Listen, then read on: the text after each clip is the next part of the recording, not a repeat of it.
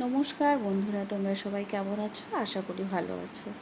আমি মৌসুমি বর্মন, আমার নতুন একটি ভিডিওতে তোমাদের সকলকে আরও একবার স্বাগত। তো আজকে দেখো আমি করছি একটা মাছের ঝোল। তবে এই মাছটা কী মাছ আমি চিনি না, এর নামও জানি না, আমি এর আগে কখনো খেয়েছি কিনা আমার সেটাও মনে পড়ে না। তো আমার বর বলল এটা নাকি নদীর মাছ, সে মাছ বাজার থেকে কিনে নিয়ে আসছে, সে এখন আমি কি রান্না করব। তো ভাবলাম মাছটা দেখে আমার মনে হলো যে এরকমভাবে রান্না করলে বুঝি ভালো হবে।